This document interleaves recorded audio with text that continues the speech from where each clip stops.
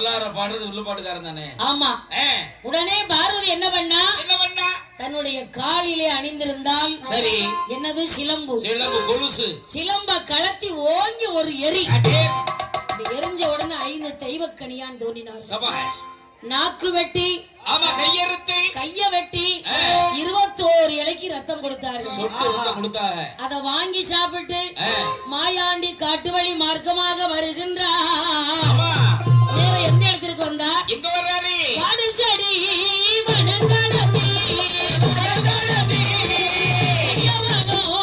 நடந்து வரா காடு செடி வனங்கடத்தி வனங்கடத்தி கல்லு முள்ளு தாக்கடத்தி பாதை வழி பாதை மூடி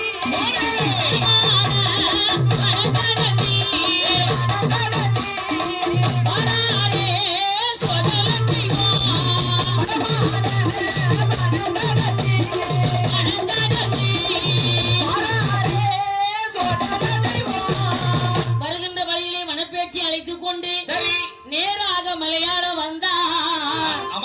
மலையாளத்திலே முத அம்மா வந்து இறங்கின இடம் இங்க அங்கே கொச்சி மலையாளம் மலையாளம் அழகு நிறை கோயங்கொச்சி கோயங்கொச்சி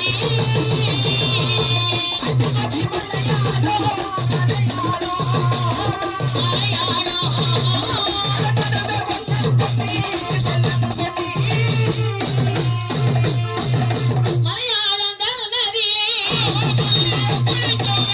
பகவதி கோட்டைக்கு தான் மாயாண்டி வந்தல்லவோ வந்தல்லவோ அண்ணனுக்கு ஏது செய்தார் ஏது செய்தார்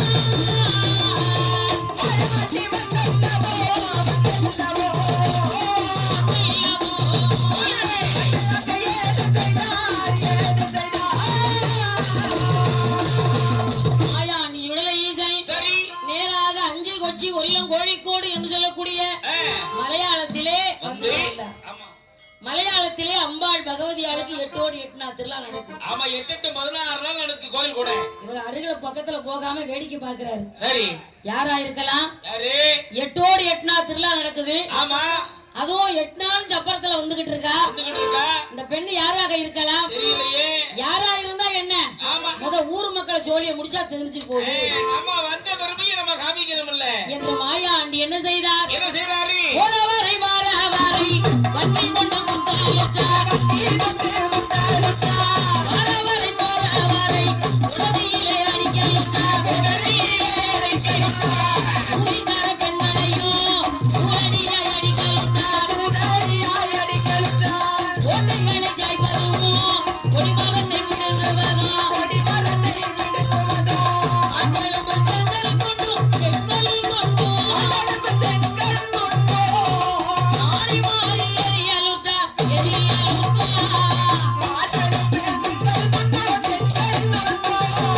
செங்கல் கொண்டும்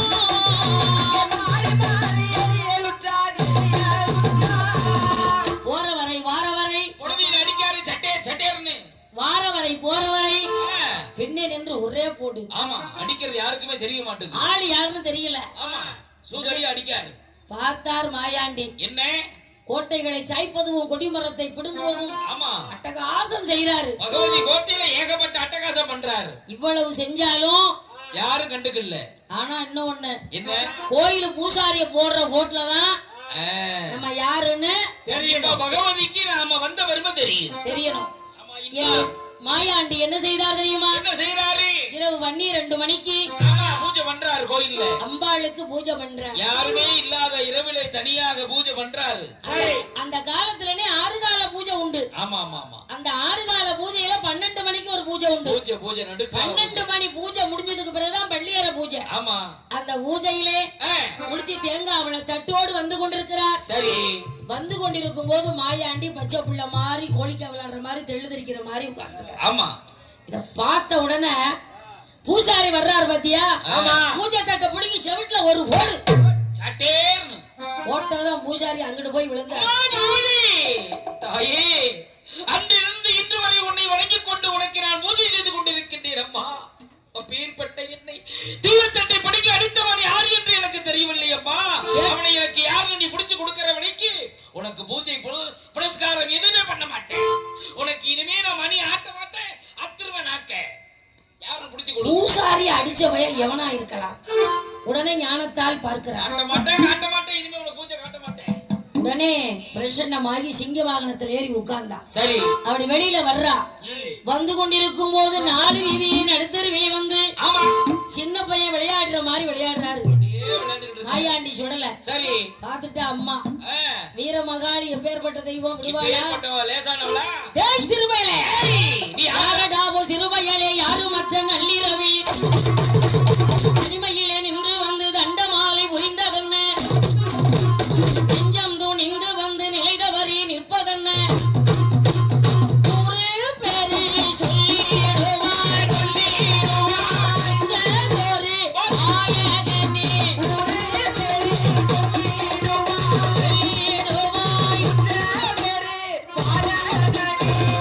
யாரடா சிறுபையலே?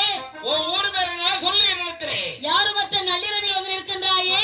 என்னுடைய கோட்டையிலே என்னுடைய வாசலிலே வந்து விளையாடக்கூடியவன் யாருடா? எதுக்கு இங்க வந்திருக்க நீ? யாரு சொல்லு? யார் நீ? அதட்டி கேட்டா. அப்பதான் சொன்னாரா, அம்மா அம்மா பகவதி. என்னையா யாருன்னு கேக்குறேன்? நான் யார் தெரியுமா? யாரு சொல்லு? பிறந்த இடங்கையிலாயும் பிறந்த இடங்கையிலாயும் வளர்ந்த இடம் இல்லைவனம் பெற்றாளே பகவதியா சேர் கொடுத்தார் பரமசிவம் வளர்த்தாளே வனப்பேச்சி வந்திருக்கே உந்தனிடம் கேட்டவருக்கு பிள்ளையாக கேட்டவருக்கு பிள்ளையாக வந்து நம்ம உந்தனிடம் கேட்டவருக்கு பிள்ளையாக வளர்த்தவருக்கு பிள்ளையாக வந்து நம்ம உந்தனிடம். அம்மா என்னையா யாருன்னு கேக்குறேன்? ஆமாடா மகனே, வளர்ப்பவருக்கு பிள்ளையாகவே வந்திருக்கின்றேன் அம்மா.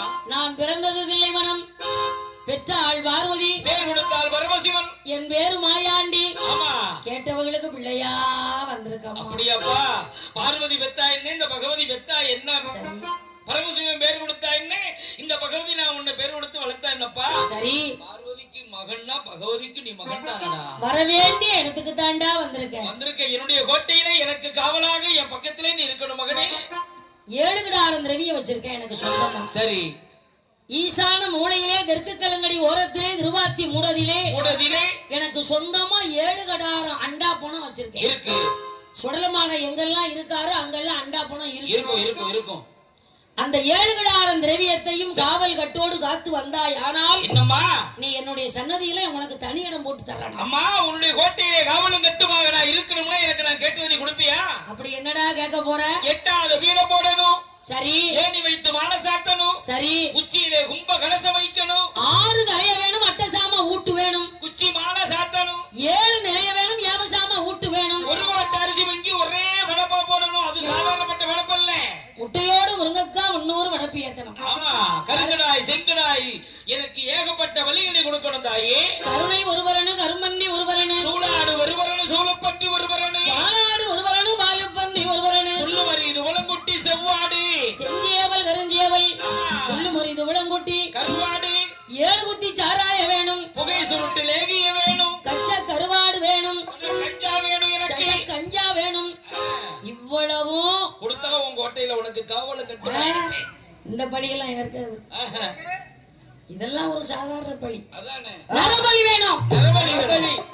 அப்பதான் அம்மா சொன்னாலாம் வீரமகாளி, மகனே மாயாண்டி, அம்மா எனக்கு முன்னோடி தெய்வமா உன்னை உட்கார சொன்னேன். சரி.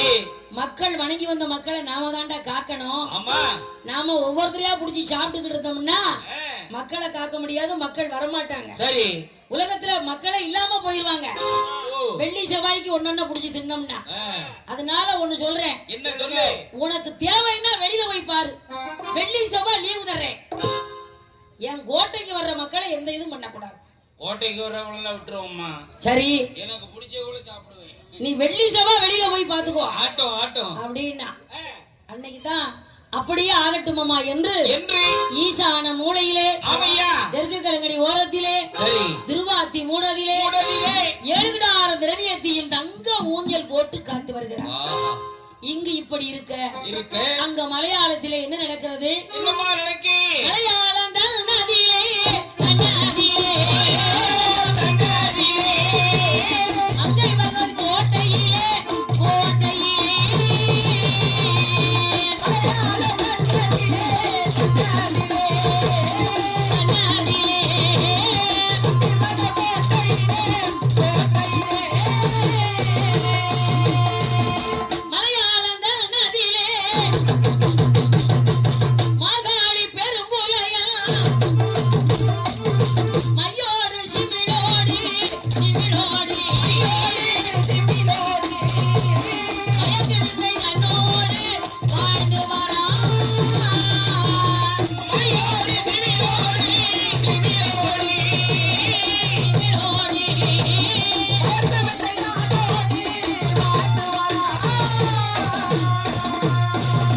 மலையாளத்திலே மாகாரி பெருங்குலையன் வாழ்ந்து வருகிறார். ஆமா, மையோட சிவனோட மாந்திரிக தொழிலோடு கர்மத்தொழில் செய்து வருகின்றார். அம்மி தட்டி பறக்க விடுவான். ஆமையா, 500 காதவழி சுழகு தட்டி பறக்க விடுவான். 90 காதவழி வானத்தை வில்லாக வளைப்பான். மணலை கயிறாக திரிப்பான். சமுத்திரத்தில் வாளை ஊன்றி சுழண்டாடுவான். சக்கரம் போல் ஆடிடுவான். ஆமா, பொல்லாத பெருங்குலையன் ஏப்பா கருவூரு அழிப்பான், மலகர தெளிப்பான். தெய்வம் வீட்டுக்குள்ள இருக்கிற பொம்பளை பிள்ளைய வெளிய தெருவீதிக்கு கொண்டு வருவான். தெருவுல இருக்கிற பிள்ளைய வீட்டுக்குள்ள கொண்டு போய் உட்கார வைப்பான். வீட்டுக்குள்ள வச்சிருவான். ஆமா, எல்லா வேலையும் பாப்பான். வானத்தில் உள்ள நட்சத்திரத்தை எல்லாம் ஆ, கயராக கட்டி கட்டி பொண்டாட்டிக்கு கொண்டு வந்து பூ மாலையாக சுடுவான். ஆத்தாடி, அவ்வளவு வல்லமை படைச்சவே பெரும்புலே. சமுத்திரத்தில் வாளை ஊன்றி சக்கரம் போல் ஆடிடுவான். ஆத்தாடி, மலையாளத்துல எந்த ஊர்ல இருக்கான்? எங்க? மலையாளத்திலே நந்தம்புணலூர். எந்த கந்தபுணலூர்? நந்தம்புணலூர். புனலூர்னு சொல்றோம் இல்ல, ஆமா, புனலூர். அதுதான். அங்கே வாழ்ந்து வருகிறான். ஏங்க, இப்படியாக சரி, மலையாளத்திலே வாழ்ந்து கொண்டிருக்கிறான். ஆமா, அப்படி வாழ்ந்து கொண்டிருக்கும் போது இருக்கும்போது அவனுக்கு பாலால குறையில்லை, பாக்கியத்தால் தாழ்வும் இல்லை, சொத்தால குறையில்லை, சுகத்தால் தாழ்வும் இல்லை, நாடு உண்டு, நகர் உண்டு, சீரு உண்டு, சொத்து உண்டு, சகல செல்வாக்கும். அனைத்து உண்டு உண்டு. ஆனா ஒரு குறை, என்ன குறை? பிள்ளை இல்ல. ஐயா, அந்த குறை தானே இருக்கப்படாது. பிள்ளை இல்லாத வீடு பேய் வாழும் சுடுகாடுன்னு சொன்னா. பேய் வாழும் சுடுகாடுன்னா ஆமா, அவங்களும் போகாத கோயில் இல்ல, இருக்காத விரதம் இல்ல, கும்பிடாத சாமி இல்ல, போடாத மொட்டை இல்ல, இருக்காத விரதம் இல்ல. ஆமா, அப்படி இருந்தும் குதிரை இல்ல, குழந்தை கிடைக்கல. அடாடாடாடா. வீட்டுக்கார பார்த்து சொல்ற, ஏன்னா இவன் செய்யற தொழில் அப்படிப்பட்ட கர்ம கர்ம தொழில். தொழில். அப்புறம் எங்க அவனுக்கு பிள்ளை இருக்கும்? நாதா, அடியே பெண்ணே, சொத்து இருந்து என்ன செய்ய, சுகம் இருந்து என்ன செய்ய, என்னடி? நாடு இருந்து என்ன செய்ய, நகர் இருந்து என்ன செய்ய, கவலைப்படாதடி. நமக்கு கொஞ்சம் விளையாட ஒத்த பிள்ளை இல்லையே. ஏண்டி, நீ ஏன் இப்படி எல்லாம் அழுதுட்டு கிடக்க? என்ன இப்ப என்ன நம்ம 2 பேருக்கு வயசா போச்சு? ஆமா ஏன் இங்க 60க்கு அப்புறம் பிள்ளை பிறந்தா வேண்டாம் நான் கிடக்கு? ஆமா, 60க்கு பிறகு நீ தானே சொல்லுவ, துணி மாதிரி கிடக்கும் புள்ள. 60க்கு அப்புறம் பிள்ளை பிறந்தா துவைச்ச துண்டு கணக்கல் உலகடு கிடக்கும். அதனால பிள்ளை பிறந்தா ஒரு 15ல கல்யாணம் முடிச்சா ஒரு 17 18ல பிள்ளை கிடைக்கணும். இப்படியே சொல்லிக்கிட்டு இருந்தா என்ன அர்த்தம்? என்ன? குழந்தை இல்லையேன்னு அழுது புலம்புறா. ஆமா, வீட்டுக்காரர் சொல்றாரு, கவலைப்படாதம்மா, சரிம்மா, வருத்தப்படாதம்மா, ஆட்டுங்க. ஆண்டவன் அருள் இருந்தால் இருந்தா நிச்சயம் குழந்தை உண்டு. கண்டிப்பா புள்ள உண்டு. இறைவன் அருள் இருந்தால் கண்டிப்பா உண்டு. எப்படியும் புள்ள கிடைக்குமா. ஆட்டுங்க. வருத்தப்படாதம்மா சரிம்மா என்று மனைவிக்கு ஆறுதல் சொல்லிவிட்டு, நல்ல வார்த்தை சொல்லிக்கொண்டு நான் வேட்டைக்கு போயிட்டு வரேன் போயிட்டு வாங்க என்று வேட்டையாடி களைப்பு நீங்க பெரிய ஆலமரத்து நிழல்ல படுத்திருக்காரு. ஆமா, வீட்டுல போனா நிம்மதியா இருக்க முடியல. எப்ப பார்த்தாலும் பொண்டாட்டி பிள்ளை இல்ல பிள்ளை இல்லன்னு ஒப்பாரி வச்சுக்கிட்டு இருக்கா. கடை வீதிக்கு போனா என்னடா செய்றீங்க, பிள்ளை இல்லையான்னு கேக்குறாங்க. ஆமா, அதனால தலபா துண்டு அவுத்தான். வேதனை தாங்க முடியலன்னு துண்டை விரிச்சான். மட்டமெல்லாம் படுத்துட்டான். துண்டு மேல படுத்தான். படுத்து ஆலமரத்தை குறு குறு குறு குறுன்னு பாக்குறான். மேலாக்க பாத்துக்கிட்டு படுத்திருக்கான். பார்க்கும் போது ஆலமரத்திலே காக்கை எங்கோ ஔவையார் பண்டத்தை திருடி கொண்டு வந்து அந்த மரத்திலே வைத்து கொத்தி கொத்தி தின்று கொண்டு இருந்தது. அது அவன் கண்ணுக்கு எப்படி தெரிஞ்சது? எப்படி? சூரிய ஒளி மாதிரி பிரகாசமா இருந்துச்சு. அந்த மாவு உருண்டை அவனுக்கு அப்படி பளூச்சுன்னு தெரியுது. பிரகாசமா இருக்கு.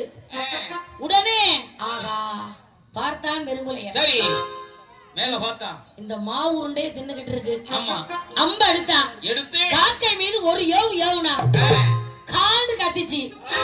மாவு உருண்டை மடியில வந்து விழுந்துச்சு. இத நம்ம சாப்பிடுறத விட அழகான மாவு உருண்டை நம்ம பொண்டாட்டி கையில கொண்டு போய் கொடுத்தா சந்தோஷமா சாப்பிடுவா. அவளுக்கு மாவுன்னா ரொம்ப பிடிக்கும். இப்படியாக கொண்டு வந்து மனைவி கையில கொடுத்தான். வாங்கி புசித்தாள். அது ரிஷிப்பிண்டமாகி அன்று முதல் குளிமறந்து கர்ப்பமுற்று விட்டிருக்கிறார். எப்படி இருக்கிறார்? 1வது மாதத்திலே உடையவனை தஞ்சம் என்றாள். 2வது மாதத்திலே ஈஸ்வரனை தஞ்சம் என்றாள். 3வது மாதத்திலே முக்கண்ணனை தஞ்சம் என்றாள். 4வது மாதத்திலே நவரட்சி கையிருப்பாள். 5வது மாதத்திலே அளவாயிரம் பூரணம்மா. 5வது மாதத்திலே அளவாயிரம் பூரணம்மா.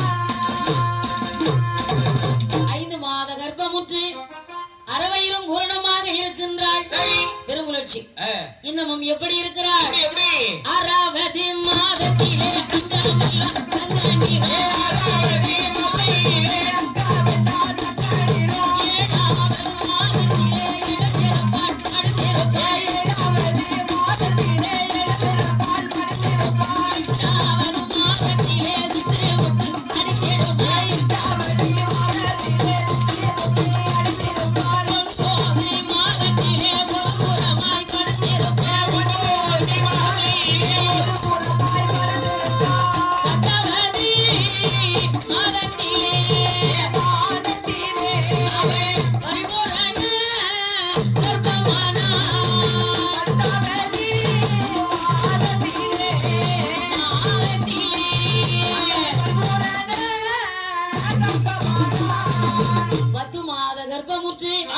பரிபூர்ணமாக இருக்கின்றாள்.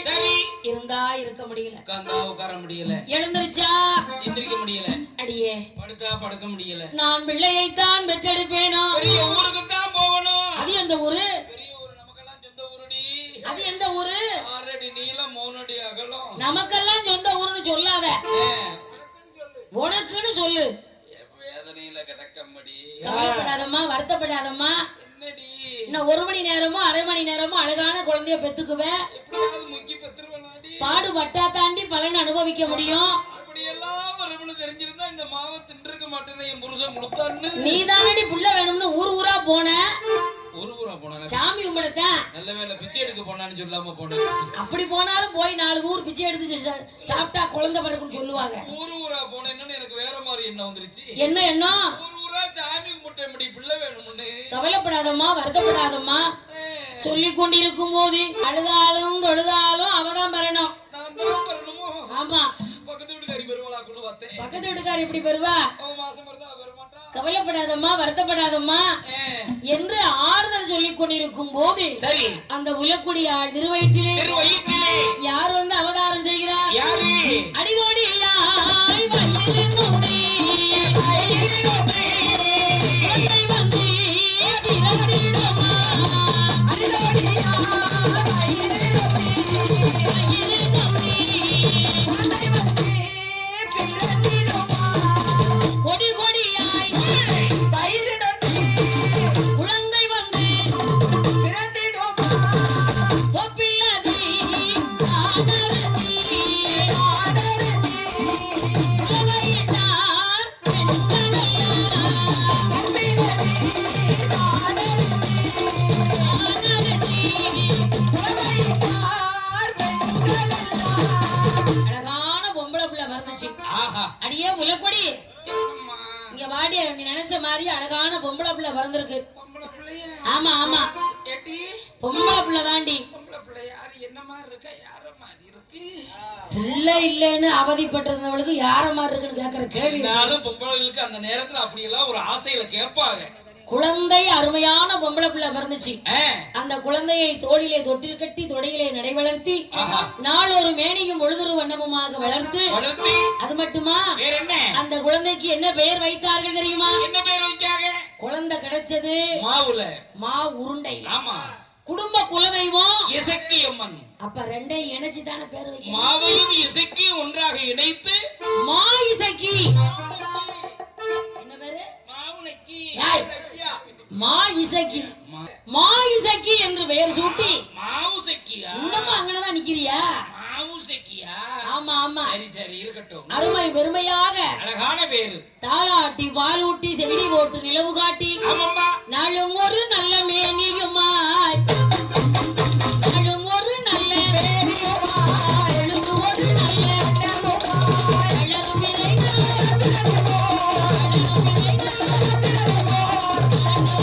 அந்த குழந்தை நன்மை